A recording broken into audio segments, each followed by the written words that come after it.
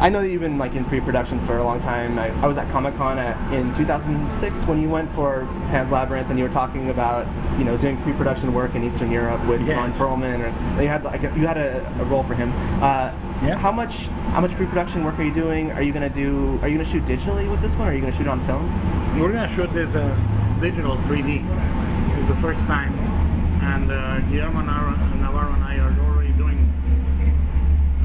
tests and learning everything we can learn, and checking because it happens in the coast of Antarctica, and they're deeper.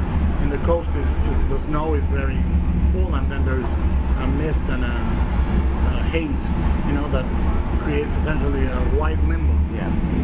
So we want to test the range of the cameras with white, which is a little harder to calibrate than with film. Are you gonna, with Pan's Labyrinth, you were talking on the commentary about it being like saturated, and you wanted the colors to really pop out versus like a washed out kind of look that that older period movies have. Do you know which way you're gonna go towards with Mountains of Madness? And Mountains, yes. What I think is very hard to say much without spoiling the secrets of the creatures. Sure. But we are using the white in a very eerie way. What I jokingly call it is, or darkness is going to be the white. So we know that, and we know that the color palette is very muted, and then a very specific palette of greens and cyan and greens in the city.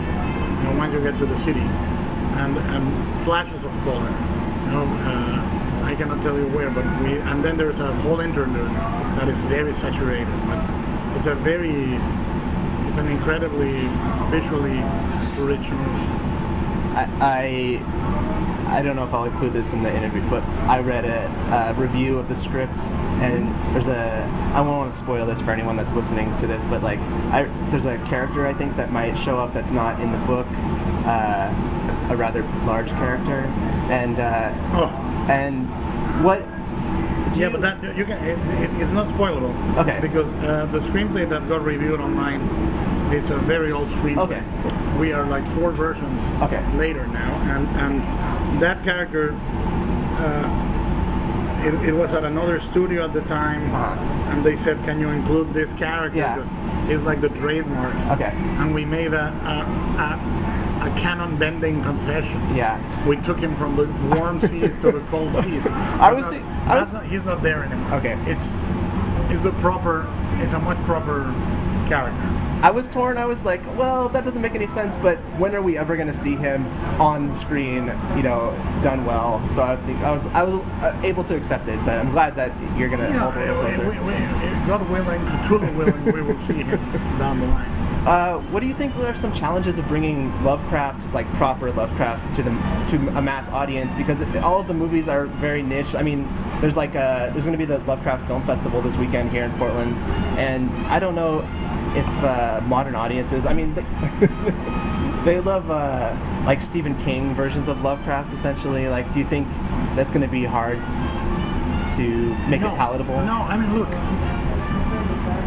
in order to, it's almost impossible to do exactly the novel, and I'll tell you why. Because the dryness of the novel,